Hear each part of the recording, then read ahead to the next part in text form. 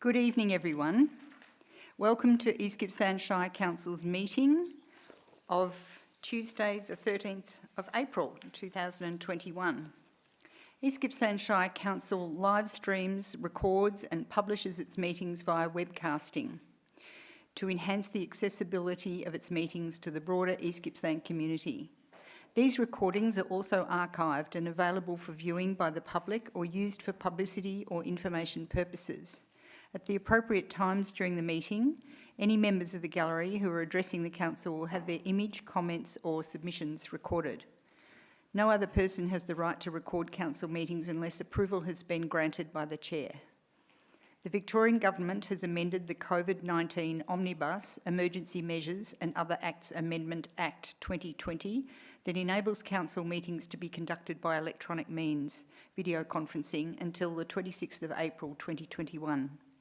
The Minister for Local Government reissued the Ministerial Good Practice Guideline for virtual meetings on the 20th of October 2020, outlining the provisions relating to the Local Government Act 2020, allow councillors to attend council meetings electronically, and the requirement where council meetings are open to the public will be satisfied where the meeting is live streamed. The amendments do not preclude councillors from attending a meeting in person in the council chambers. Members of the public are invited to view the council meeting live streamed by following the link on council's website or Facebook page. East Gippsland Shire Council acknowledges the Gunai-Kurnai, Monero and the Bidwell people as the traditional custodians of the land that encompass East Gippsland Shire. We pay our respects to all Aboriginal and Torres Strait Islander people living in East Gippsland, their elders past and present. 1.2 on our council agenda is for apologies. Mr CEO, please. Thank you, Mayor. We have one apology from Councillor Grisson. Thank you. Item 1.3 is for declaration of conflicts of interest. Councillors, are there any declarations? No, I see none. Item 1.4 is for the confirmation of the minutes. Councillors, do you have the minutes and would you like to move a motion that they be received from the last meeting? Councillor Stowe, thank you. Is the motion seconded? Certainly. Thank you, Councillor Allen. Is the motion opposed? In favour? Thank you. The motion is carried. The next meeting of the council will be on the 4th of May, and that meeting will be at Swifts Creek Hall starting at 1:30 p.m. Yes. Item 1.6 is for requests for leave of absence. Are there any requests, Mr CEO? No, there aren't, Mayor. Thank you. Item 1.7, request to speak about your community project. Do we have any requests this evening? No, we do not, Mayor. 1.8 is for public question time, and I believe we do have a question. Thank you. We do have one question, yes, Mayor.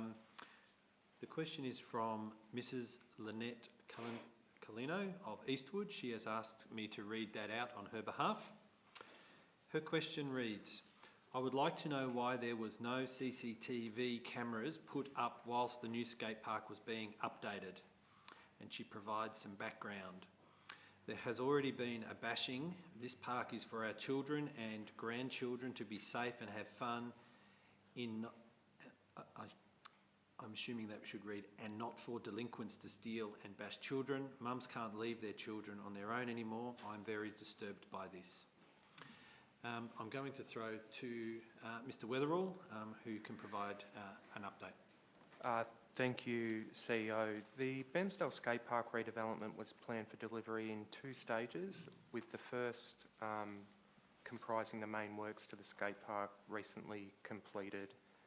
Stage 2, which will be delivered this calendar year, will comprise of the installation of CCTV cameras, in addition to lighting, access paths and a shelter. Thank you, Mr. CEO. Thank you, Mr. Weatherall. Thank you. We'll move on to item 1.9 for petitions, but we don't have any petitions this evening. Thank you. Item 2 on the agenda is for notices of motion and/or rescission, and I believe we have none. Item 3 is for deferred business, and we have none, I believe. Correct. Item 4 is for councillor and delegate reports. Councillors, do you have your reports, please? Thank you, Councillor Reeves. Mayor and councillors, thanks so much. I've submitted my written report for the record, and I just want to draw out one particular. It was quite a busy month or 5 weeks actually, but there was one particular meeting that I attended which I'd just like to draw your attention to, councillors, and that is the National Indigenous Co-Design process on Indigenous voice in federal parliament. And so there was a consultation here in Bairnsdale a couple of weeks ago, and this was instigated by the Honourable Ken White, the Minister for Indigenous Australians, who announced in October 2019 the start of an Indigenous voice co-design process. What the federal government is hoping to do is to ensure that whatever decisions are made in federal parliament, there is an opportunity for our First Australians, our First Nations people, to have some consultation and consideration on those decisions. And right around Australia, this process has been rolling out, so 70-odd consultations across Australia, one here in Bairnsdale. And I'm not going to go into the full details of that consultation. It was quite a detailed morning. I felt in my report I've noted that I'm not an Indigenous person, so I didn't feel that I could represent those views, but I could represent the views of council, and I tried to do that to the best of my ability, councillors. But I have, for some show and tell and to give the Mayor and officers and CEO the documentation on the Have Your Say process, and maybe that can also be distributed to you councillors or to officers or to the Shire officers around our fantastic Shire, so that if anybody wants to have their say or inquire about that, that process is open, and that consultation will be from a grassroots level. Thanks, Mayor. Thank you, Councillor Reeves. Councillor Stowe, thank you. Thank you, Mayor Mendy. It's been a busy month, Mark's quite right. The first two items I had was I attended two art events. One was with the art gallery where we met with the committee, and the second was at the back of Woolworths. And I'd commend all of you to go and have a look at the back of Woolworths. It's currently being painted and it looks a treat. Now I'm going to leave the details to Mayor Uri because she's somewhat of an expert in art and I'm somewhat of a novice in art. She's been very good taking me along these art exhibitions and educating me, and in return I'm going to take her duck shooting and educate her later in the year. The other item, I've been to the motor racing club and spoken to them, and they're going to lose their home because of the extension to the airport. They're awaiting some feedback from council about relocation to another site. They're going to send us an email and no doubt we'll respond to that in due course. More recently again, Councillor Mendy, I've been on her shoestrings.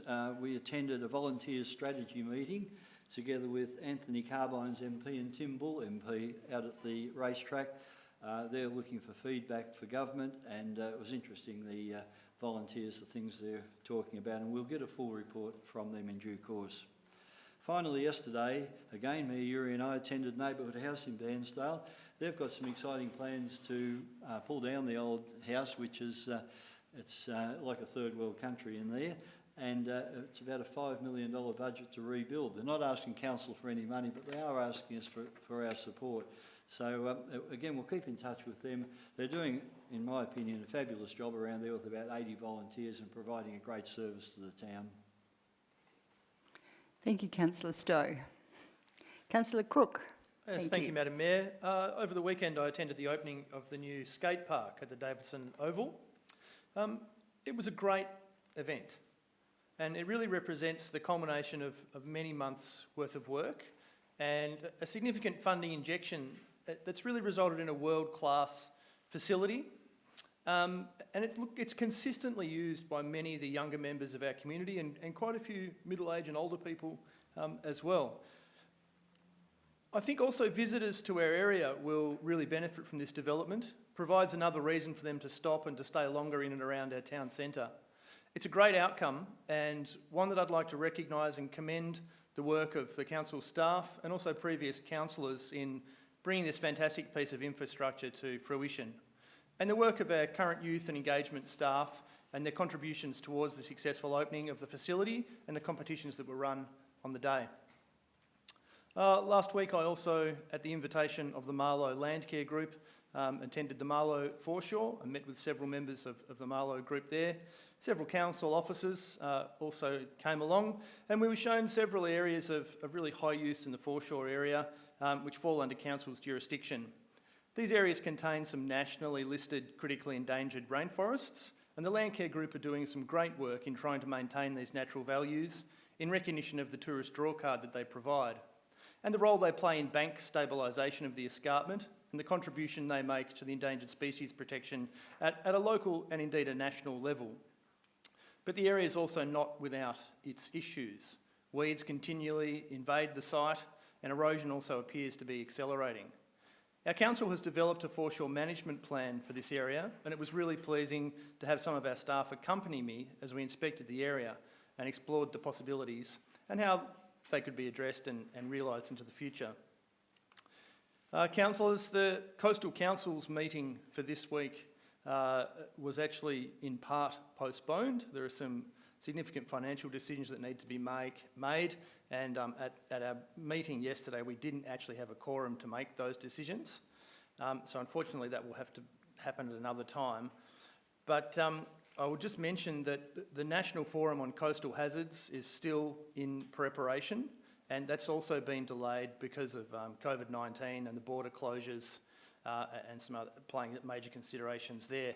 And in the advocacy space, also the Coastal Council's National Coastal Hazards Survey data is also currently being collated in preparation for presentation to a meeting of Environment Ministers in the future.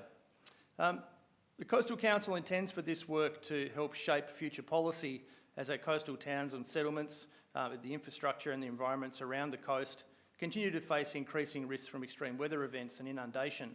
And I note, councillors, that in the last week, a Category 3 cyclone has hit the Western Australian town of Kalbarri. It's never happened before. The infrastructure there wasn't built to withstand such an extreme weather event. More than 160 millimetres of rain fell in the 24-hour period, destroying many historic landmarks and damaging over half the houses in a town of nearly 1,500 people.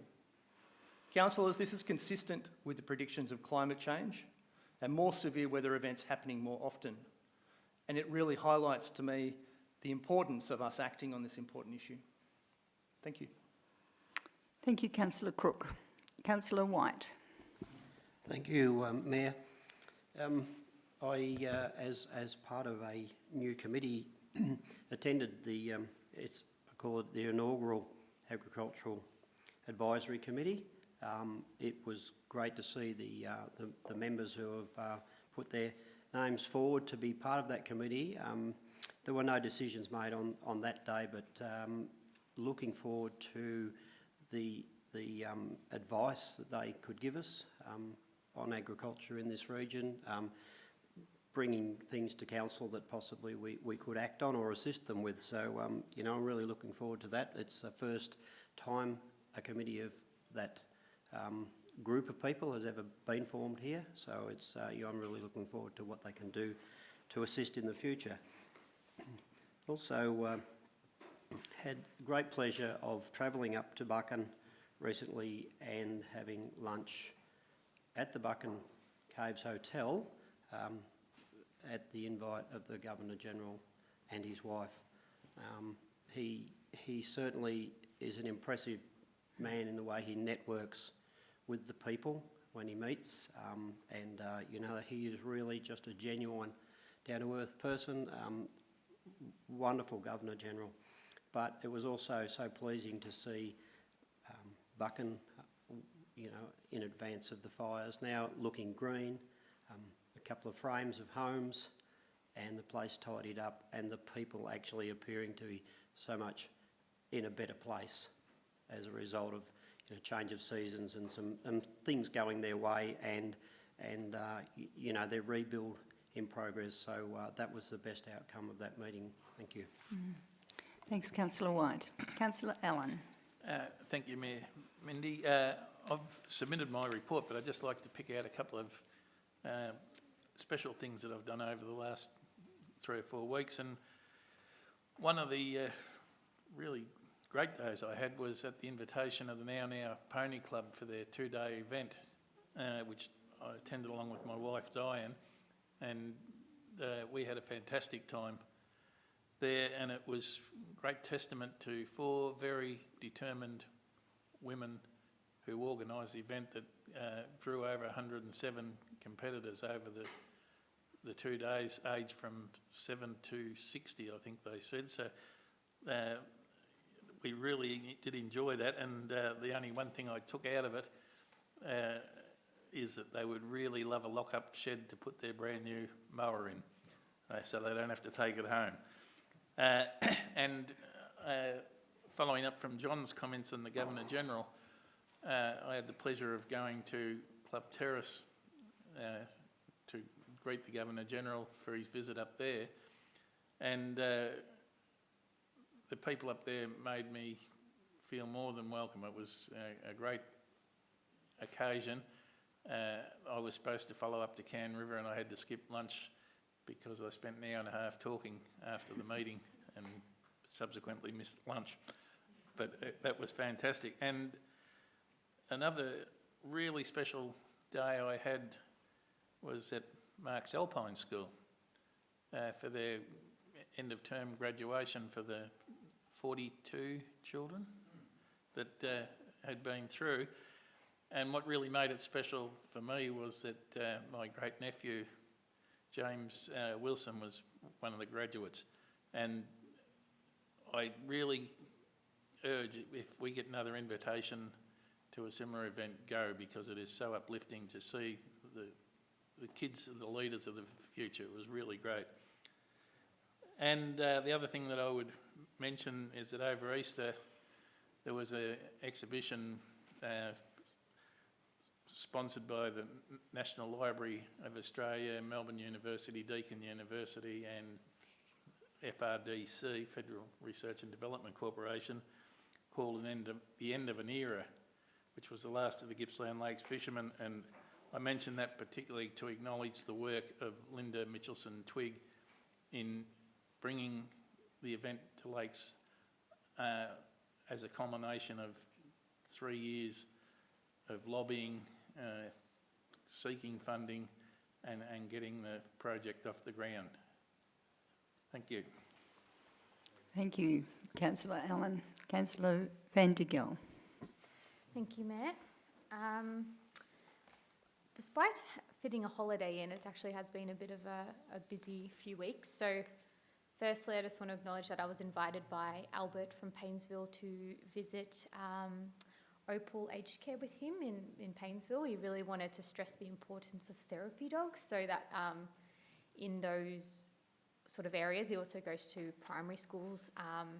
So for me, it's really exciting because first I want to make my dog a therapy dog, but he was also just wanting a bit of a photo opportunity to put in the paper and stress the importance of making sure that the elderly are looked after in our community, and that something so simple as a therapy dog is a really effective therapeutic technique.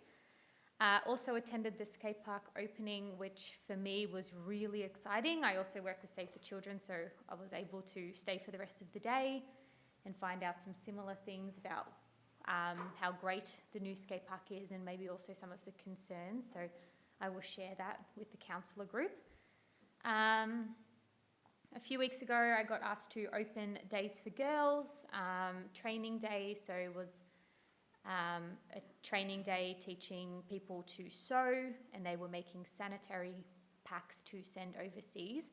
And I think there was about 20 people there. I'm not going to lie, the demographic was quite a bit older. So I'd like to see that maybe young people would actually be interested in also learning to sew and contributing to this. So I did have a conversation with them, looking at maybe bringing in some younger people into this, not being ageist here, but it was the demographic that was there. So, and that was really nice to be able to see that there's quite a few groups across East Gippsland, Days for Girls groups across East Gippsland, and they've made hundreds of sanitary packs to send overseas. So that was really great. And also just want to say that I work for Save the Children, so half the time I'm out and about in the community in events that are actually funded or delivered by the council. So I've been able to attend things with a double hat, which is a really, really great outcome. But the Family Fun Day in Malakuta a couple of weeks ago, there's another one coming up in Ken River in 2 weeks, you know, sponsored or have donations from council, and it's absolutely a fantastic outcome.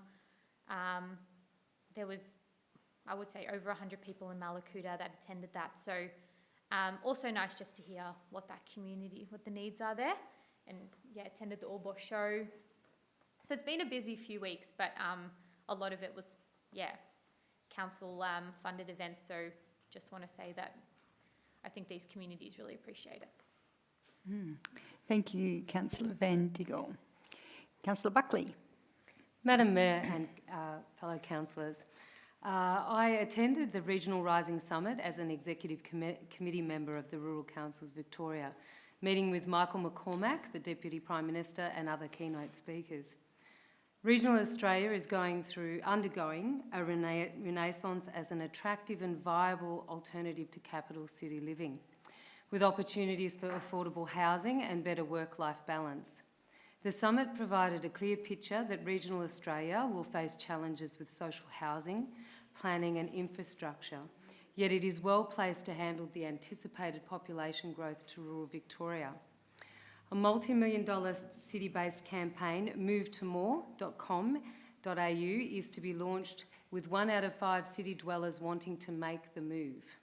Sustainable economic development, regional employment and collaboration were all hot topics. Smart regionalisation and an approach to achieve decentralisation took centre stage. Addressing the digital age in healthcare and the issues that remote rural communities face and highlighting the need for services and amenities must be addressed to cater for the influx of population. The importance of investment in music and the arts and creating an ecology of care to ensure healing and recovering post-pandemic and fires was a major highlight of the summit. A strengthening livability toolkit for rural and regional communities who are looking to grow was provided for all participants, and I've shared those amongst my fellow councillors. Understanding the role that livability plays in directing people's decisions to move to regional communities can help target policy and programs in an effort to attract and retain residents. Identifying job trends can help target the demographic that towns need to grow and thrive. Access is critical to infrastructure such as telecommunications, electricity supply and water are livability hard gates that determine suitability. I'm almost finished. Health and education services, amenity of place, cost of living, connection with the community and opportunities for better life-work balance and satisfaction all feature as subjective to elements of livability. Australia is on the cusp of a new era, one in which regional Australian towns grow and thrive like never before. It's never been a better time for regional communities to take stock, focus their efforts and create a viable, actionable plan to improve their town's livability. And the other thing I did, because we've all been so busy, was I hosted the Governor-General at the Omeo Hilltop Hotel. His beautiful wife sang us all a song and we joined in, and I sang one back for her. Many stories were shared within the community in the context of how people felt. They shared stories of pain, of recovery, and it was really wonderful. And I did take pains and length to go to explaining to the Governor-General and his wife about the state plans that are in place and may soon be implemented, which I and many of my fellow community residents feel is not the right approach to shoot the iconic mountain brumbies from helicopters. He took this seriously. He has been contacted by many people in regards to this matter, and he said he'd take the time to watch the Save the Brumbies documentary, which is featuring the Benambra buckrunners, whose cultural future is under threat with the state government's proposal to outlaw the time and tested management of brumby running. So they'll no longer be able to go up into the mountains that they've been born and bred into and use their skills and ability to rope these horses and take them safely out. The government would prefer to inhumanely shoot them and leave them there for wild dog food and to create more problems. So that was one of the issues that I raised with the Governor-General. And it's one that I also feel passionate about and that I have raised with my local council, and I will continue to advocate for better management. That's it. Thank you, Councillor Buckley. I would like to start my councillor report with a couple of notices that are a little bit sad. On behalf of Council, I would like to acknowledge and offer my condolences to the royal family following the passing of His Royal Highness the Duke of Edinburgh, Prince Philip, last Friday the 9th of April. Prince Philip served his crown, his country and the Commonwealth for nearly 80 years. He visited Australia on more than 20 occasions, and many people will recall his presence at key moments in our nation's history. Council will write a message to Buckingham Palace in the official online condolence book, and members of our community can leave a condolence message online through the Department of Prime Minister and Cabinet website, or for people without internet access, we have hard copy sheets available at our libraries and customer service centres. Secondly, I would also like to acknowledge the passing of the late Councillor Malcolm Hole on Saturday the 10th of April following a brief illness. Councillor Hole was elected to Wellington Shire Council in the year 2000, and over the next 20 years was a passionate advocate for Wellington Shire and Gippsland more broadly. He campaigned tirelessly for the wellbeing and sustainability of rural communities, representing Wellington for many years on entities such as Timber Towns Victoria and the National Timber Councils Association, and also Rural Councils Victoria. Councillor Hole served 2 terms as Mayor in 2002 and 2006, and 1 as Deputy Mayor in 2019. Councillor Hole's contribution to public life was significant, and he will be missed by many. We offer our sincere condolences to Councillor Hole's family. Vale, Councillor Malcolm Hole. I've also got a written report which I've submitted to be included with the minutes from this meeting, but just to highlight a few of the things that I have attended. On the 20th of March with Councillor Van Diggle, I attended the opening of the Repair Cafe at the Hub in Bensdale. I think this is, I should declare, just for full disclosure, that I am a past member of the Committee of Management of the Bensdale Recycling Enterprise, of which this is an offshoot. But I think it's an important community initiative where people can bring their goods for repair by a team of volunteers and also perhaps learn a little bit about repair for next time. So I think this initiative is supporting reduced consumerism, reducing waste, and also the circular economy. So I'm very happy that that's operational, and I think once a month they're going to hold their events there at the Hub. On the 27th of March, I attended Startup Gippsland in Sale, where there were approximately 37 participants from across Gippsland, beginning a process of learning and support for their new business ideas, including loads of tech advice and mentoring. Some of these attendees were from East Gippsland. It seemed like a really good program which all Gippsland councils support. And on the 9th of April, I attended the Gippsland Women's Health in Sale for a visit by Minister Gabrielle Williams for a funding announcement. So there was $140,000 announced for Gippsland Women's Health, and for East Gippsland Shire Council, $25,000 for funding to support primary prevention of family violence and all forms of violence against women in bushfire-affected communities through a program called Primary Prevention. So another very important program which recognises the large amount of stress and angst, I think, experienced by families in our communities during the period of the bushfires and through COVID. And just finally, to mention that the East Gippsland Field Days are coming up on Friday and Saturday, April the 23rd and 24th. So this is a very well-known event, very well supported by the local community, and with the support of our council through RDV, East Gippsland Catchment Management, East Gippsland Water and Southern Rural Water, the entry price has been reduced to $10. So very happy to support that too. Thank you. We will now move on to the next item on our agenda, which is for officer reports, and item 5.1. 5.1.1 is the extension of Con 2016-1223 cleaning and minor maintenance of East Gippsland Shire Council's public toilets, barbecues and slop hoppers. And we have with us Acting General Manager Tom Wetherall, I think, to introduce this item. Thank you.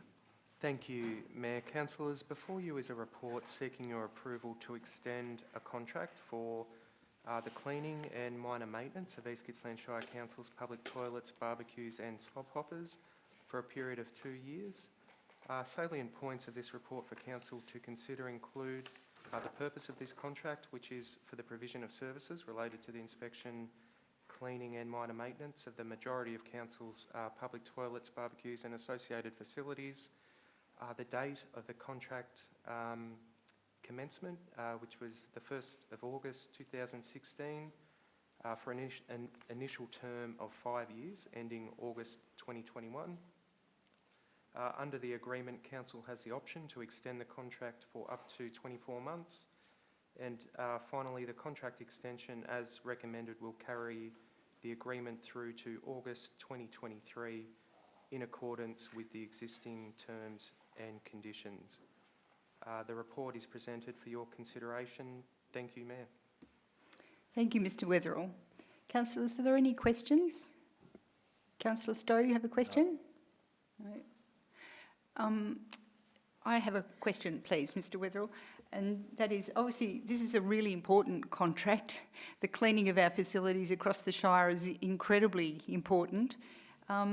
So I'm just wondering, reading through the notes, there has been a performance assessment by the current contractor, and presumably that's quite satisfactory, otherwise we wouldn't be offering an extension. That's correct, Mayor. The contract, like most of Council's recurrent contracts, is subject to a regular performance review regime. Yep. Great. Okay. Thank you, Mr Wetherall. Councillor Stowe, would you like to move the motion? I'd be delighted to, Mayor, and as you quite rightly say, this is a very important contract. It's not a very sexy contract, in as much as it's cleaning toilets and barbecues. It's a significant cost to the council, and it's been very well carried out. Yep. Councillor Stowe, you might like to speak to the motion in a second. I'll just see if we've got a seconder for the motion. Oh, sorry. Councillor Crook, you'd like to second the motion? Thank you. Councillor Stowe, now would you like to speak to the motion? Thank you very much. As I said before, it's not the sexiest of subjects, but it's one of the most important. And it's a great expense to the Shire that we do this. I believe it's done well, and I'm very happy to move this motion. Great. Thank you, Councillor Stowe. Councillor Crook, would you like to speak to the motion? No, thank you. Thank you. Would any councillor like to speak against the motion? Would anybody else like to speak for the motion? Yes, Councillor Buckley. Just to ensure that we're getting the best services, especially when it comes to toilet amenities in a time of pandemic, I just would like to make sure that we can assure our constituents that we'll do our very best to maintain that sort of hygiene. So that was just a comment more than anything. Thank you. Would any other councillor like to speak for the motion? Or for or against? Thank you. Thanks, Mayor and councillors. Look, these contracts and our facilities are interesting in that when they're good, you hear nothing, and when they're not, you hear nothing but. So you really do need to get this right. And given a couple of our facilities, Can River and Bruthen, for example, are really on the turning points and the intersections of our major roads east and north in the Shire, these are really critical places where many people visit. And the fact that we hear relatively little compared to the number of people who use them. And we know how many use them because we can tell by the number of toilet rolls are consumed. That's the metric. So they're used by thousands of people. But in particular, especially the barbecues, and we do get a bit of blowback from our local communities about our barbecues. So just in particular, I hope that this contractor and the renewal will pay particular attention to those because they are real do or die for our visitors who come expecting a clean barbie. Thank you, Councillor Reeves. Would any other councillor like to speak in either for or against the motion? No? If not, I put the motion to the vote. All those in favour? Thank you. The motion is carried. Item 5.1.2 is the proposed amendment for C159 EGIP, review of Tambo Bluff restructure plan. And we have Ms Pitkin, I think, to speak to this item. Thank you. Thank you, Mayor. Councillors, before you is a report seeking your endorsement of the Tambo Bluff restructure plan review. The salient points of the report for Council to consider are: over the last 15 plus years, Council has invested in strategic land use planning and infrastructure provision schemes to transform the Tambo Bluff estate. From time to time, adjustments are made to the restructure plan to facilitate the transition process. This report seeks a council resolution to undertake the technical planning scheme amendment process to adjust the current restructure plan. The report also seeks council approval to obtain authorisation from the Minister for Planning to prepare and exhibit a planning scheme amendment to replace the existing Tambo Bluff restructure plan with a new plan. Community and landowner consultation will be undertaken together with the formal public notification of the planning scheme amendment as the next steps. The report is presented for your consideration. Thank you, Mayor. Thank you, Ms Pitkin. Councillors, do you have any questions on this item? Councillor Reeves. Thanks, Mayor. Ms Pitkin, this, one of the attachments is the restructure plan review dated May 2020. I presume that this will be replaced by the review of this year. Is that correct? Yes, Councillor Reeves, that's correct. Great, thank you. Thank you. Any further questions, councillors? If not, there is a recommendation in front of you. Do I have a motion? Thank you, Councillor Reeves. Do I have a seconder? Thank you, Councillor Crook.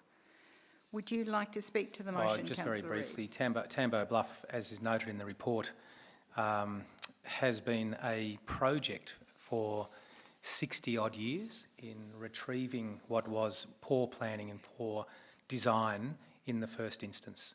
And I know that the community and the residents there and the owners will look forward to this ongoing work.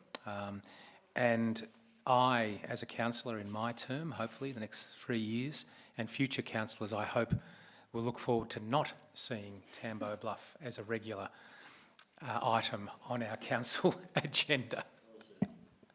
Thank you, Councillor Reeves. Councillor Crook, would you like to speak to the motion? Thank you. Is the motion opposed? Does any other councillor wish to speak for or against the motion? If not, I put the motion to the vote. All those in favour? Thank you. The motion is carried. Item 5.1.3 is the East Gippsland Shire Council Environmental Sustainability Annual Report for 2019-20, and we have Acting GM Mr. Wetherall, please. Thank you, Mayor.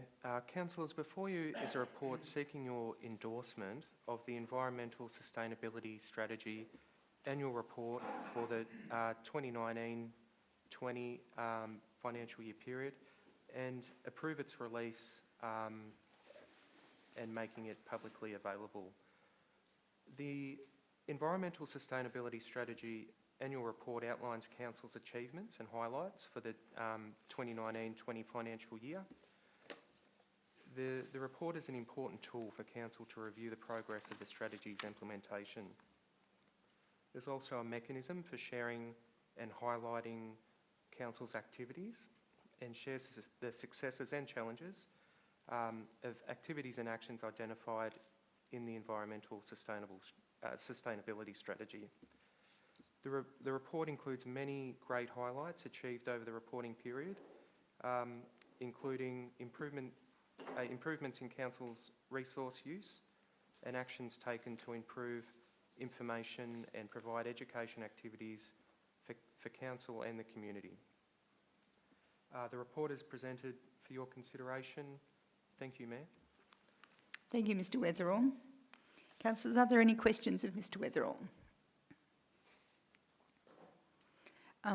Could I just check, please, Mr Weatherall, so the new strategy in development, pardon me, there is a new strategy in development, and there's going to be a councillor workshop on that in a week's time or something, is that right? That's correct. Great. Mayor, the next workshop for the strategy development is next week, next Tuesday. Yep, great. And that will be out for public comment too, I imagine. People will look out for that.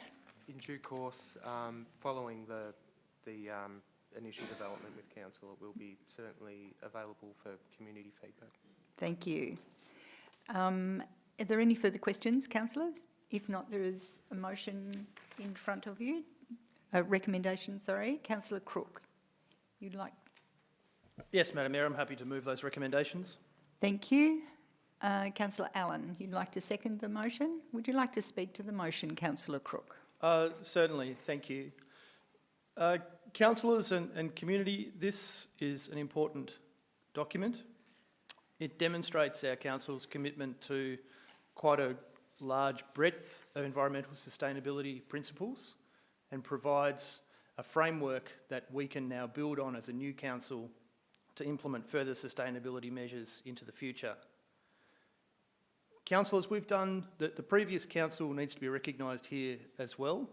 Under the the previous sustainability strategy that we are recommending here tonight, we've done something quite special. We've been part of a collective power purchase agreement with other Victorian councils and provided input into the draft tender specifications for that power purchase agreement. This is actually a landmark movement for local governments. A power purchase agreement is tipped to be the largest emissions reduction project undertaken by local government in Australia ever, and it will enable 40 Victorian councils to source 100% renewable energy for the next 10 years. So our residents can be assured that when the lights stay on our streets, that electricity is coming from sustainable, renewable sources, and that's something I think we should be very proud of, and I commend the officers for their work in that regard. Thank you, Councillor Crook. Councillor Allen, would you like to speak to the motion?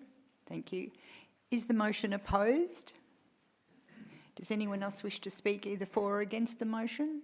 Councillor Reeves, thank you. Thanks, Mayor, and thanks, Councillor Crook, for pointing out that particular policy that we were a part of in the last council. And it should be recognised that this is not just feel-good, it's actually economically driven as well. It actually makes economic sense and this is driven by a market economy. So I'm really proud of that and being able to see this report now based on a decision that was taken a couple of years ago. There's another point there that I'd like to highlight as well, and I remember in the last council one of the initiatives was a solar bulk buy initiative that the Shire initiated. And I was part of some consultation, went around to a number of the public meetings, and the idea being that we were supporting community members who could then buy solar panels for their houses. So that happened, and that's only one part of the good story. The second part of that good story was that the participating organisation, the installer, made a commitment to donate a solar system to a community facility as a result of that. So the more buy-in there was from the community, the more opportunity there was for that proponent to support a community facility. And it happened to be the Can River Bush Nursing Centre. And I'm really proud of that. You know, Can River has been beaten up a bit by fires and floods and road closures and God only knows what else. And to see, if you haven't visited the Bush Nursing Centre there, it's fantastic. We've done a lot of work on the car park over the last couple of years, and it's a really welcoming place that is now also powered sustainably thanks to that initiative. So well done, officers, well done, councillors, on supporting this, and I look forward to many more initiatives and these reports flowing into the future. Thank you, Councillor Reeves. Does anyone else wish to speak for or against the motion? Councillor Buckley. Just to add in to what Councillor Reeves was saying, we also had a wonderful initiative, Madam Mayor, that you were at in regards to solar panels being put, a wonderful system at the Omeo Rec Reserve. So I thank the RACV for doing that, and I look forward to seeing a lot more initiatives. But I had one quick question, Tom. The polystyrene I see in this report that we had one installed out at the tip now. Councillor Buckley, I'm going to allow that. It's sort of out of order, but Oh, it's is just it? a... Yeah. Just a quick question. Now that it's been outlawed, what do you do with that sort of infrastructure? Maybe that's a question to take on notice for unless you can answer it quickly now. Yeah, thank you, Councillor Buckley. The installation, the infrastructure at the Bairnsdale landfill recycles the polystyrene, so that's in response to no longer disposing of it in landfill. Mm. Okay, well there won't be any to anyway. That was the question. Okay, would anyone else wish to speak for or against the motion? I'd just like to add my congratulations to the team who have produced this report and done all the work that this report speaks about. There's another aspect of the report which impressed me, and that is that council has been monitoring its emissions from its operations since 2014-15, and the last year saw a reduction of some 396 tonnes from the previous year. So it's great that that's an ongoing great gauge, I think, for emissions, and setting a great example there. Also, the Environment Department produces a regular newsletter that people in the community might be familiar with the highlights of their work. It's called Environment Connect, and I think it's out about 4 times a year. But anyway, I think they do great work in our council department, and congratulations on this report. So I'm just going to put that motion to the vote now. So all those in favour? Thank you, the motion is carried. Item 5.1.4 on the agenda is Planning Permit Application 106/2021/P for the World Sporting Precinct redevelopment of minor sports facility. And for this, we have Jodie Pitkin. Ms. Pitkin, thank you. Thank you, Mayor. Councillors, before you is a report seeking your endorsement to grant the planning permit application to facilitate the World Sporting Precinct upgrade.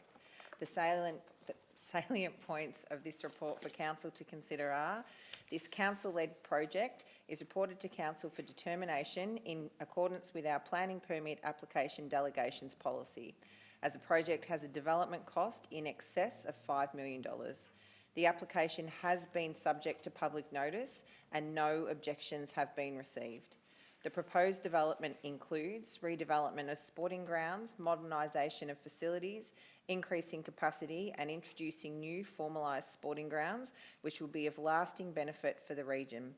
In order to facilitate the development, some native vegetation removal is required and appropriate offsets. The proposal ultimately, when considered on its planning merits, is considered within the East Gippsland planning scheme and is therefore recommended for the granting of a planning permit. Also present this evening is M&A Mestan, Acting Senior Land Use Planner, should you have any technical questions. The report is presented for your consideration. Thank you, Mayor. Thank you, Ms. Pitkin. Councillors, are there any questions, please? Yes, Councillor Reeves. Mayor, I'm sort of reluctant to ask this question because I probably should know it's not just women who are going to benefit from this sporting development, is it? It is the Women's Outdoor Recreation Leisure Development, Organisation for Recreation Leisure Development. What's the background to that organisation and its name? Thank you, Councillor Reeves. Mr Weatherall, you are able to answer that question? Sorry, I thought everyone was looking at you. Was it somebody else who was going to answer the question? I didn't mean to land it on you. Thank you, through you, Mayor. Councillor Reeves, no, certainly not. The project will be of great benefit to all people within the community. That name certainly has a long history, and the site itself has a history of supporting women's sport, in Bairnsdale and Gippsland. But moving into the future, it will certainly be providing for the whole community through a range of sports. Mm. Thank you, Mr. Wetherell. Are there any further questions, councillors? If not, there is a... Oh, you have a question, Councillor Van Dickel? Is there a possibility for a name change then?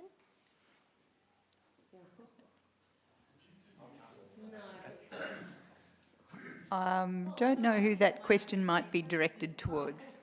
You know what I mean? Some people might have the same question as you. Perhaps that's something to be taken up at a later date. Thank you. Any further questions, councillors? If not, there is a recommendation there in front of you. Councillor Crook? Yes, happy to move that, Madam Mayor. Thank you. Is the motion seconded? Sure. Thank you, Councillor Reeves. Councillor Crook, would you like to speak to the motion? Just briefly to say that this is a major development for Bairnsdale and in fact for East Gippsland, running to the many millions of dollars. But it's also significant because our communities will benefit significantly from it. Lots and lots of people play sport. The health outcomes, the social outcomes, they speak for themselves. And so I think this is good use of public money, and I commend the council staff for bringing the project together to this stage so far. Thank you, Councillor Crook. Councillor Reeves, do you wish to speak to the motion? Yeah, absolutely. And having spent many, many cold Saturday mornings running around there coaching hockey over many years, it's fantastic to see this site being developed and its full potential being realised for all the benefits, social, emotional, cultural, physical, that you mentioned, Tom. Thank you, Councillor Reeves. Does any other councillor wish to speak either for or against the motion? No, if not, I put that motion to the vote. All those in favour? Thank you. The motion is carried. Item 5.1.5 on our agenda is planning applications 91 Coast Avenue, Paynesville, 349/2020/P Retirement Village, business identification, signage and subdivision, creation of a road and reserve, and ending in principle the legal agreement on the land. And we have Ms Pitkin again. Thank you. Thank you, Mayor. Councillors, before you is a report seeking your endorsement to grant the planning permit application for use and development of a retirement village at 91 Coast Avenue, Paynesville. A related proposal to end a Section 173 agreement is also under consideration. The salient points of the report for Council to consider are: this private sector project is reported to Council for determination in accordance with Council's planning permit applications delegations policy, as the project has development costs in excess of $5 million. The application was subject to public notice and received no objections. The proposal ultimately, when considered on its planning merits, is consistent with the East Gippsland planning scheme and is therefore recommended for the support and granting of a planning permit. Conditions of approval include requirements to end one Section 173 agreement and to enter into a new agreement with respect to the larger subdivision and staging. Also present this evening is M&A Mestan, Acting Senior Land Use Planning Officer, who would be happy to respond to any technical questions should you have them. The report is presented for your consideration. Thank you, Mayor. Thank you, Ms Pitkin. Councillors, are there any questions of the officers? Councillor Reeves. So thanks, Ms Pitkin, for that synopsis of that report. There were no objections received. Correct. I find that extraordinary, councillors. Just as a comment, I think along that same road we approved a early learning centre a number of years ago which received a number of objections. So that's great, there's no objections, it's an appropriate use. It just seems counterintuitive to me, councillors, that the sounds of happy children were somehow objected to, but the sounds of happy retirees weren't. Interesting. Other questions, councillors? Councillor Crook? Just a question regarding the creation of a reserve measuring 2,900 square metres to the southern boundary of the site. Will that be available for general public amenity, or will that be part of the private development? That's a good question. Thank you, councillor. That's it's actually part of the private land, so it's only by the residents of the retirement village. Okay, thank you. Thank you. If I could just also ask a question. So 93, is that correct? No, it's number 91. There are a lot of housing, little individual houses in this planning application. I think it's 90-something. Is that correct? Yes, Madam Mayor, there's actually 93 self-contained villas. 93. Yeah. Is that considered a large development, generally speaking, for a... Generally speaking, it's a very large. Okay. So I think it's a good outcome probably for the general, wider community. Right. Thank you, and thank you for the report because it's very detailed. There's a lot of detail there about the individual houses, but it kind of appealed to me because they were all, or there were a number of maybe 5, I think, types of houses or different looking houses that people can choose from to be built. And I think for elderly residents, I think that's really useful. So it's not just a question. I guess I'm just sort of commenting. Thank you. Any further questions, councillors? If not, there's a recommendation in front of you. Councillor Stowe, you'd like to move the motion? Move the recommendation. Councillor Allen? Okay, would you like to speak to the motion, Councillor Stowe? Yes, look, we're an ageing population and it's needed, and I think it's a good development, and the fact that there's been no objection speaks volumes for it, so I have pleasure in moving the motion. Thank you, Councillor Stowe. Councillor Allen, you'd like to speak to the motion? I think Trevor summed it up fairly well, that there is a great demand in the community for that type of housing, and I think we've got to meet it. Great. Thank you, Councillor Allen. Does anybody else wish to speak either for or against the motion? Councillor Reeves? Yeah, look, absolutely. Having a variety of product for residences is really important in our community. I just hope that with the potential influx of 93 more people, that our service facilities, our aged care facilities, our hospital facilities, our whatever else is required, are able to meet those demands, and that as a community and as a Shire, that we recognise that and that we can keep abreast of those developments as well. It's quite intensive. Thank you, Councillor Reeves. Any other councillor wish to speak for or against the motion? If not, I put the motion to the vote. All those in favour? Thank you. The motion is carried. Item 5.2 on our agenda, 5.2.1, the new destination tourism brand. We have Mr. Stuart McConnell. Thank you. Thank you. Thank you, Mayor. I've also got Sharon Ragoose, our Manager of Economic Development and Tourism, available online in case there's any questions. Councillors, before you is a report seeking endorsement for Council to adopt the GIPS, All Kinds of Wonderland destination branding for Council's work in promoting East Gippsland. Some of the salient points in relation to that is that the new brand has been developed by Destination Gippsland based on research and testing to ensure that it's based in a sound way with respect to the target audiences for our marketing, particularly with a view to the visitor attraction. The brand is being used by Destination Gippsland now and has already been in the market for some time. And alongside that, Council's previous brand, the evidence has shown that has limited penetration and impact in terms of and recognition in the markets that we're interested in attracting to East Gippsland. And so there's an opportunity for us to leverage our investments around marketing, particularly to places like Melbourne, where we want to attract visitors into East Gippsland, and to do so by combining and adopting the branding that has been adopted by Destination Gippsland, and in a sense work with that investment to deliver better outcomes for our investment for East Gippsland. You'll recall that through March we had a presentation both from Destination Gippsland on their overall work, including this work, and there was a briefing specifically in relation to the adoption of this brand. that was on the 16th of March, and following that, we circulated some of the evidence, the reports that were used to as the basis for the brand. One thing I would note is that the brand is flexible in its application. So the key elements of this is the iconic imagery of East Gippsland, or of Gippsland, and the use of the Gips, insert the byline, land.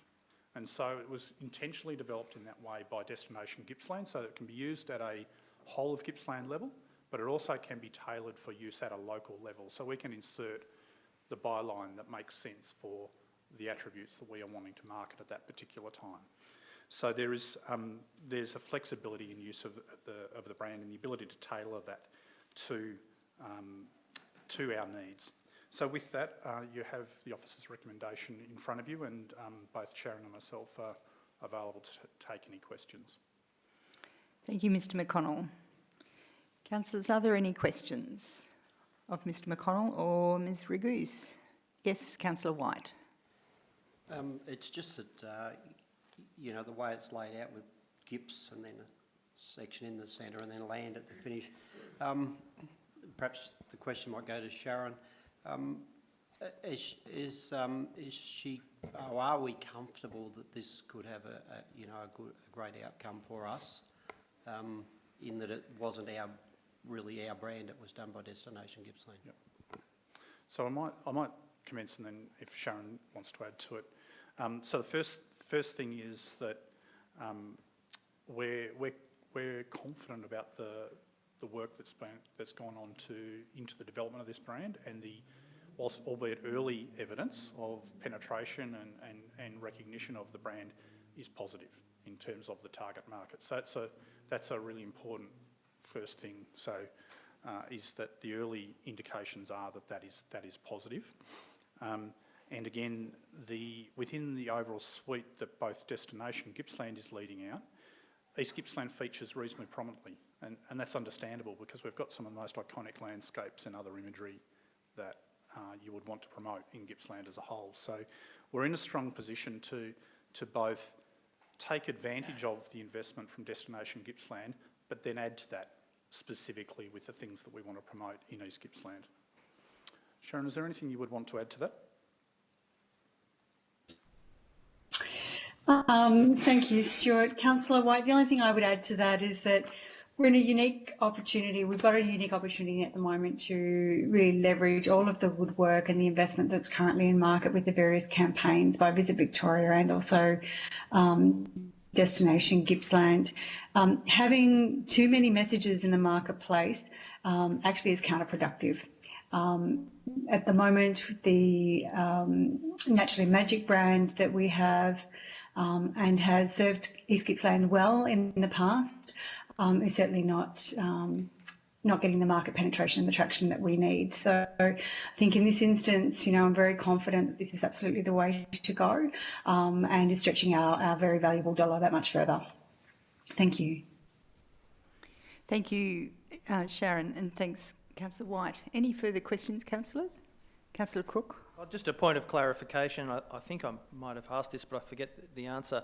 The branding that we're talking about, this is about the outward-facing branding. This is branding for people from other places to visit us, not for people within our region to visit within our region. Am I right in thinking that?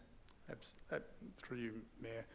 Councillor Crook, absolutely correct. Yeah, so thanks. This is about attracting people to the region. One of the spin-offs often from visitor marketing is a sense of pride in place from local communities, and so that's a secondary thing. But the primary focus is identifying a brand which is going to attract people to the region. Thank you. Could I also ask a question too? So this will mean that the major banner entry signs to our Shire will also need to be changed ultimately, I imagine. Yep. Right. Yes. So there's, thank you, Mayor, for your question. There is, as a result of this, a need to update collateral in general, but possibly the most costly element of that is the is the signage on the key entry points to the Shire, and so we've identified an estimated cost for that in the report, but that is something that will flow from there. All right, thank you. Any further questions, councillors? If not, is there a recommendation here? Councillor Crook? Happy to move the recommendations. Thank you. Do I have a seconder? Thank you, Councillor Reeves. Would you like to speak to the motion, Councillor Crook? Yes, certainly. Councillors, I know there's been a little bit of discontent with the Gips All Parts of Wonderland branding that we've ended up here, but I'd just like to point out to the community and people present that this is an opportunity for us to capitalise on what essentially is a development and an investment that we could never have afforded by ourselves. This has been led by much bigger parties than ourselves within Destination Gippsland and other parts of Gippsland, and this is an opportunity for us to really capitalise on that development and to put our branding within this same framework. So while it may not meet all of our desires and aspirations, it's certainly an excellent opportunity, and I recognise that. I think also what it does is it pays homage to the fact that in many of our community place plans and consultation processes, we are consistently hearing that the visitor economy is increasingly of great significance to our communities, and nature-based tourism is increasingly being seen as part of the economic fabric of our future. And I think that this campaign will aid us in those aspirations. So I think it's welcomed and I recommend it. Thank you, Councillor Crook. Councillor Reeves, do you wish to speak to the motion? Yeah, thanks. And Councillor Crook, thanks for those words. I think many of us had cause for thought about the name and the recognition that actually where we live doesn't belong to Gips anymore, Governor Gips. It's got a history and a story much bigger than that, but be that as it may, this is the name of the area, and we have to trust the market research and the focus groups and the organisations that have done the research and landed on this particular branding. I'm not sure if I'm uncomfortable with the name or uncomfortable with the fact that people outside look in and identify us as the land of Gips, where there's so much more to us than that. But be that as it may, I agree that we need to jump on board with the market strategy, and that's the most economically viable way for us to do it. And I hope it does bring lots and lots of people into our region. Thank you, Councillor Reeves. Is the motion opposed? Does anybody else wish to speak for or against the motion? Councillor Buckley. It's more of a comment in regards to the consultation process. I think that maybe some of the angst that we've had or in our discussions has been about Destination Gippsland maybe in the future might like to do more of a consultation process with the people that they're branding, just to get their input, and then we may have a more inclusive outcome. Thank you, but you're not opposing the motion. Okay, thank you. Would any other councillor like to speak for or against the motion? If not, I put the motion to the vote. All those in favour? Thank you. The motion is carried. Item 5.3.1 on our agenda is under good governance, gifts, benefits and hospitality policy for councillors. And we have the General Manager of Business Excellence, Mr Peter Canizzaro, to introduce this. Thank you. Thank you, Mayor. Councillors, before you is a report titled Gifts, Benefits and Hospitality Policy for Councillors. And the report is seeking Council to adopt the policy in line with Section 138 of the Local Government Act 2020. The key points of the report for Council to consider are, first and foremost, that the Local Government Act 2020 requires Council to adopt a gift policy within 6 months of election, which is the 24th of April 2021. The policy was developed and based on the model policy provided by Local Government Victoria, so we've had some guidance with respect to the development of the policy.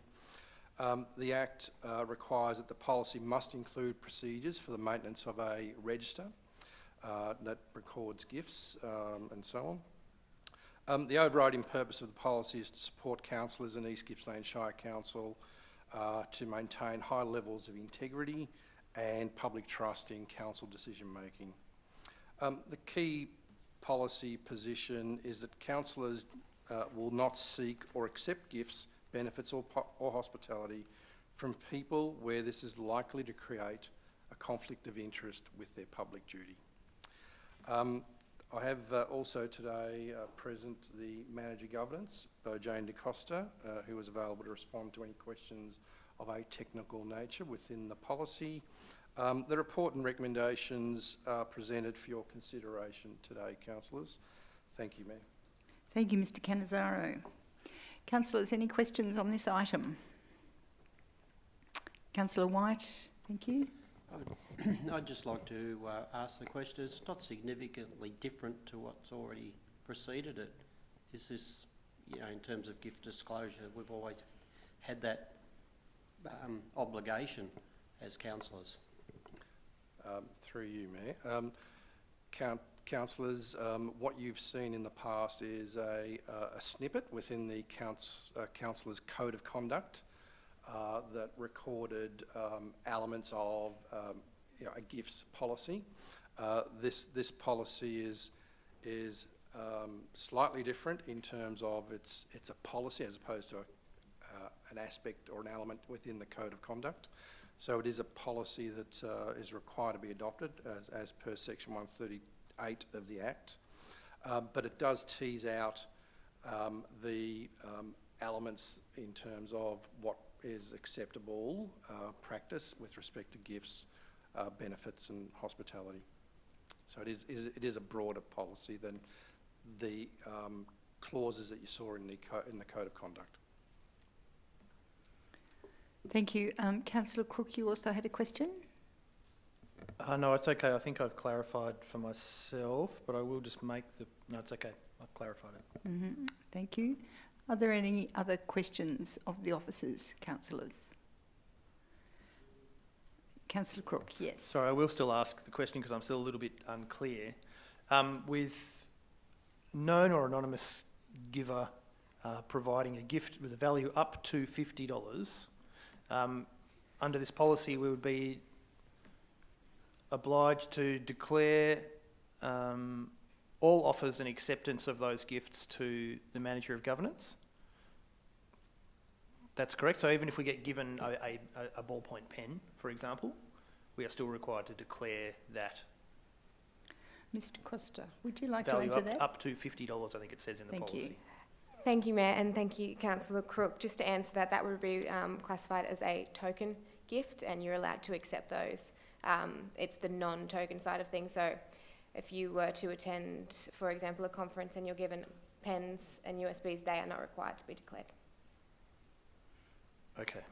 But if it is a token gift, I'm sorry, if it's a non-token gift, you're required to declare it based on just the transparency around the declaration. Obviously, you'll be able to retain it, but it comes down to the perception associated with it and the reason behind it. Basically, it comes down to token versus non-token gifts. But the threshold for token in this instance is actually set at $50. Mm-hmm. So for something of value less than, we would consider that as token. Yes. Thank you. Thank you, Councillor Crook. Councillor Buckley, you had a question? Yes, Bojane, just in regards to the gifts that are over $500, it states that it becomes the property of the council, correct? So then what happens to it? So that will be down to the determination of the CEO, but in some cases it could be auctioned off to charity, would be an example of something that happens. Okay, thank you. Any further questions, councillors? Otherwise, there is a recommendation in front of you. Do I have a motion? Councillor Stowe, thank you. Councillor Crook to second. Councillor Stowe, would you like to speak to the motion? Thank you, Mayor. Look, this meets our legislative requirements. It's clear, precise, fair and reasonable, and I think we should approve it or pass it. Thank you. Councillor Crook? Yes, thank you, Madam Mayor. Look, I think I agree with what Councillor Stowe has said.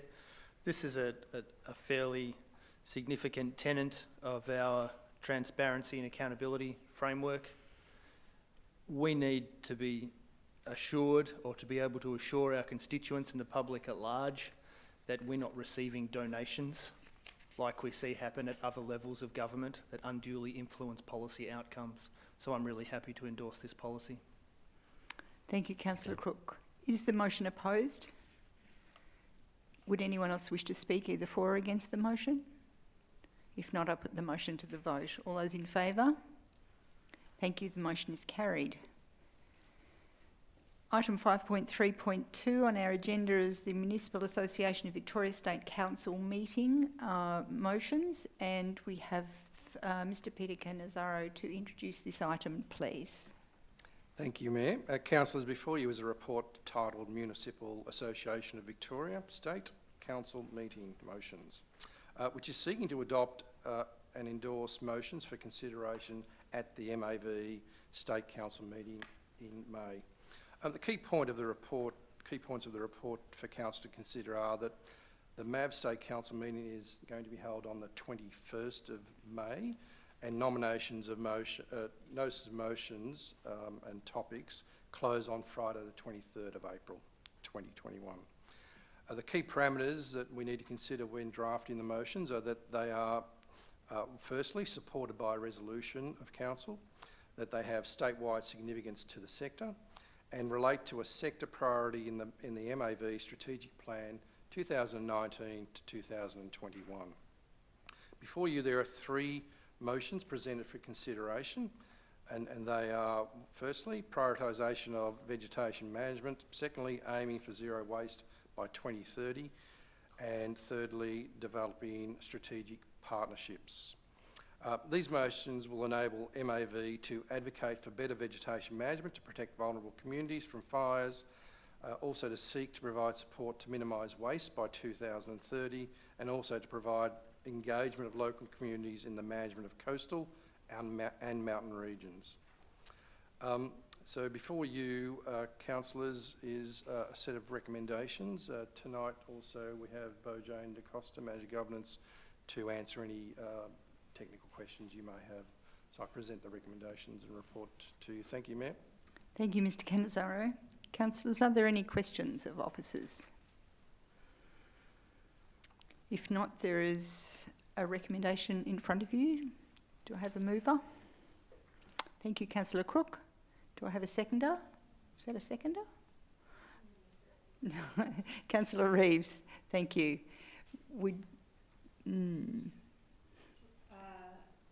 Mayor, I'd like to propose an amendment to the recommendation for the council.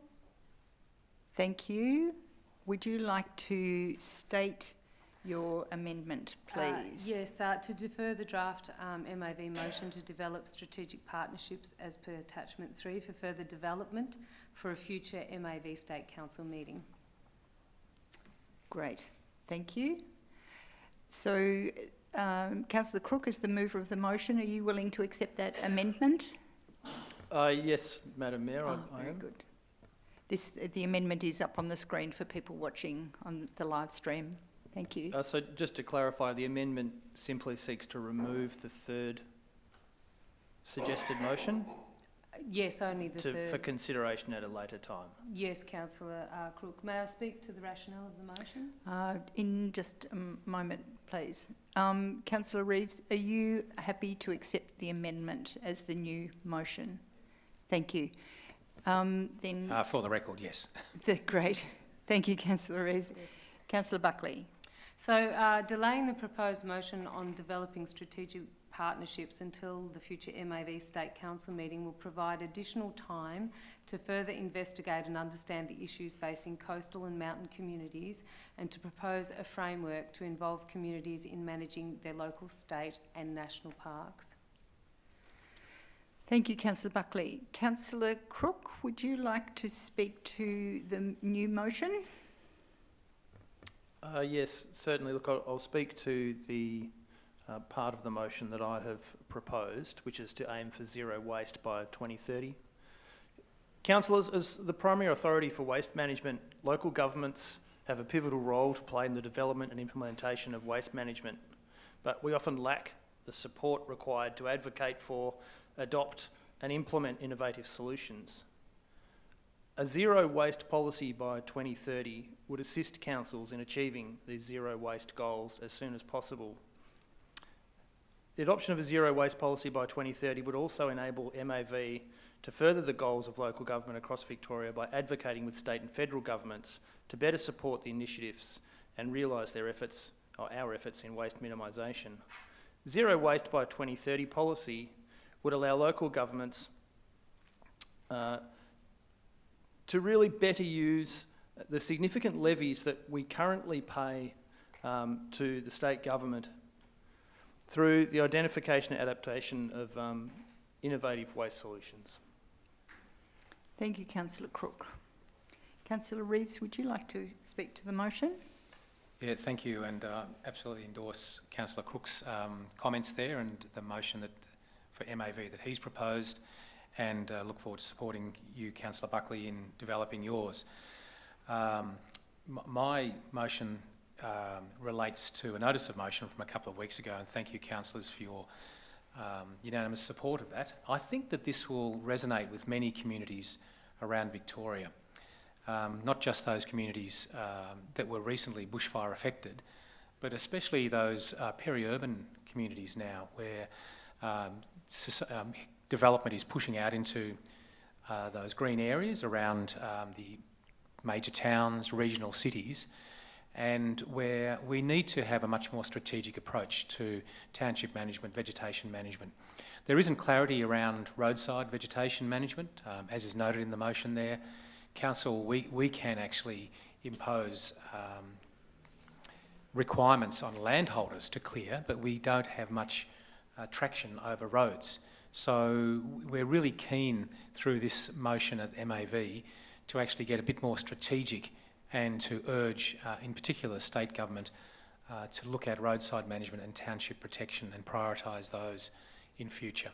And with a drying, changing climate, this is going to become more important. Thank you, Councillor Reeves. Is this motion opposed? Does anybody else wish to speak for or against the motion? Councillor Crook?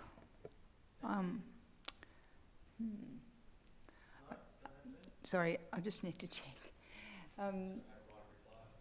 Yes, exactly. Councillor Crook's already spoken to the motion, so he doesn't speak again. No, sorry, Councillor Crook. Okay, so nobody else wishes to speak for or against the motion, then I will put the motion to the vote. All those in favour?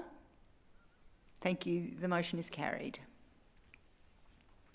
Item 5.3.3 on our agenda is the East Gippsland Shire Council Waste Services Policy, and we have Mr Tom Weatherall to introduce this item, please. Thank you. Thank you, Mayor. Councillors, before you is a report seeking adoption of a revised East Gippsland Shire Council Waste Services Policy. The key points of the report for Council to consider include the adoption of the current Waste Services Policy was in 2014, and since its adoption there have been several changes in the waste management landscape, including the introduction of the Recycling Victoria policy, rehabilitation of many of Council's landfills, and the near arrival of the new Environmental Protection Act. Officers have conducted a review of the Waste Services Policy to bring it up to date with current legislation and state policy. Changes are generally of an administrative nature, including changes to wording to improve clarity and updating of relevant legislation. The policy has a review period of 2 years. However, as the Environmental Sustainability Strategy and Waste Action Plan are currently under review, a review of this policy is likely during that two-year period, before the end of that 2-year period. It is, however, considered important to adopt this revised policy now, to ensure there is current, relevant and valid policy in place driving the delivery of waste services. This report is presented for your consideration. Thank you, Mayor. Thank you, Mr Weatherall. Councillors, are there any questions of Mr Weatherall? Yes, Councillor White. It's probably perhaps to address to our CEO. I was just not curious, just interested in the recommendation item 3. Sort of what sort of things would be minor administrative adjustments that you might wish to make during the period of this policy? Through you, Mayor, thanks for the question, Councillor White. So from time to time there might be a change to the name of the legislation, but doesn't change the actual intent of the work of the policy. It might be that departments change, or that there are supportive policies that go with this policy. So there might be additional policies that form part of the overall suite of things that it impacts. So I would only be making those changes where it genuinely does not have a material change on the intent of the policy. Thank you, Councillor White. Are there any further questions, councillors? If not, there is a recommendation. Do I have a motion? Thank you, Councillor Reeves. Do I have a seconder? Councillor Allen, thank you. Councillor Reeves, do you wish to speak to the motion? Thanks, officers, for bringing this to our attention and this updated policy. One feature in reading it, councillors, is that nothing's getting easier, cheaper or less difficult.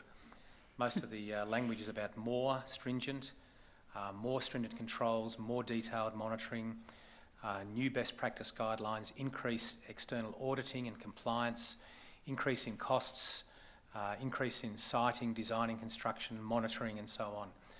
It's getting harder and harder to do it right, and it's costing us more and more, so we need to make less and less of it in the long run for the benefit of our community. But again, thanks for bringing this document to our attention, and it does remind us of what a waste of money and a waste of everything waste is, and wouldn't it be great if we didn't have to deal with so much.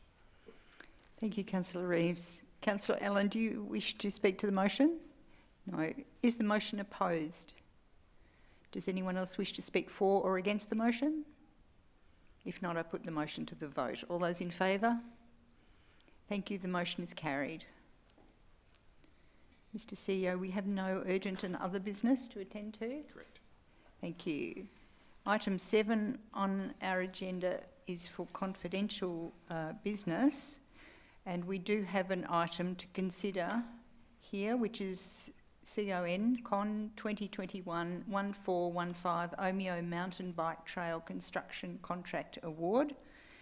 As this is a confidential item to discuss, may I ask for a councillor to move that the meeting is closed pursuant to section 66(5) of the Local Government Act 2020 to consider confidential information as defined in section 3(1) of the Act as being information that contains private commercial information which, if released, would unreasonably expose the business or businesses' commercial or financial undertaking to disadvantage.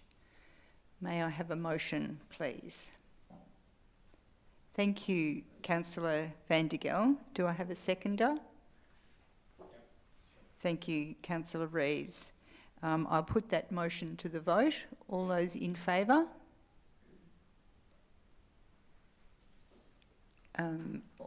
Opposed? No. Okay, the motion is carried. Thank you. We'll now move in camera.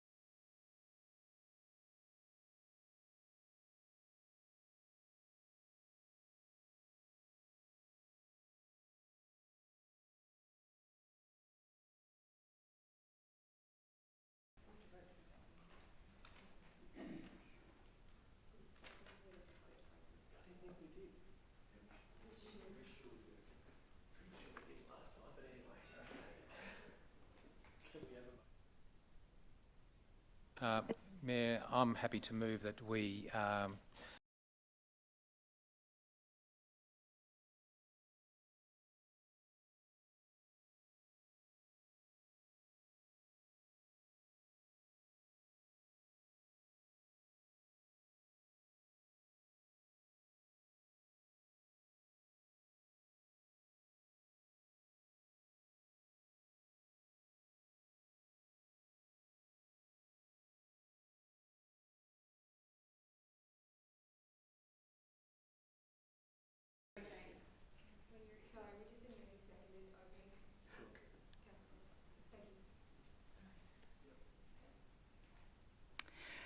All right, thank you, everybody. That concludes this evening's meeting.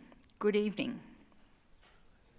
The meeting is closed at 8:15 p.m. Thank you.